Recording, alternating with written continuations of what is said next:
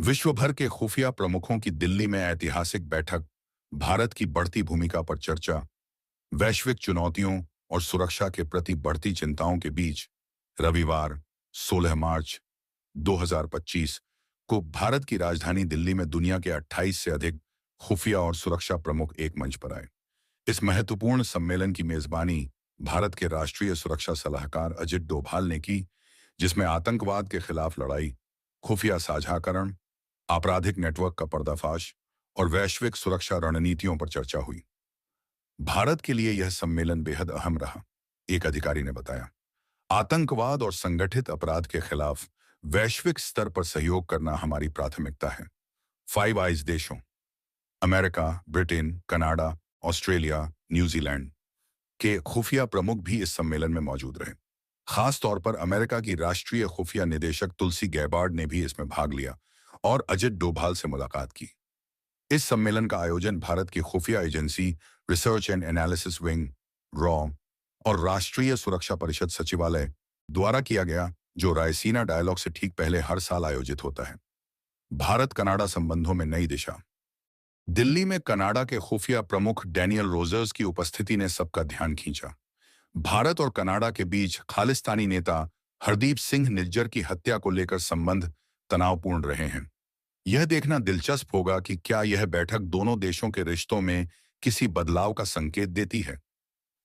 तुलसी Gabbard, Modi और Trump बेहद अच्छे दोस्त हैं। भारत अमेरिका संबंधों को और मजबूत करने के लिए अमेरिका की राष्ट्रीय खुफिया निदेशक तुलसी गैबार्ड भारत पहुंची और उन्होंने प्रधानमंत्री नरेंद्र मोदी से मुलाकात की।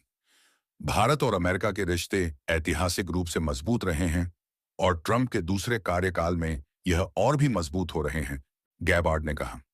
उन्होंने यह भी स्पष्ट किया कि दोनों देशों के साझा लक्ष्य शांति, समृद्धि, स्वतंत्रता और सुरक्षा पर पूरा ध्यान दिया जा रहा है।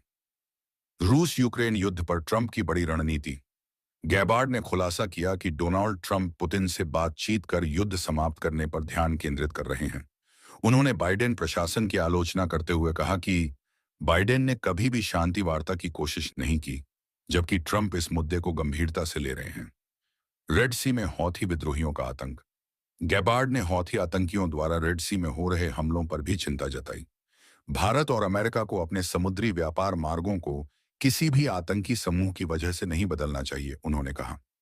बांग्लादेश में धार्मिक अल्पसंख्यकों पर अत्याचार। उन्होंने बांग्लादेश में हिंदू, बौद्ध और ईसाई अल्पसंख्यकों पर हो रहे हमलों पर गहरी चिंता जताई। यह वर्षों से चल रहा है और अमेरिका इसे लेकर बेहद गंभीर है, उन्होंने कहा। निष्कर्ष, भारत अब केवल एक उभरती हुई अर्थव्यवस्था ही नहीं, बल्कि वैश्विक सुरक्षा और कूटनीति में भी अहम भूमिका निभा रहा है। इस सम्मेलन ने यह संदेश दिया कि भारत अंतर्राष्ट्रीय स्तर पर आतंकवाद और सुरक्षा मुद्दों पर नेतृत्व करने के लिए तैयार है।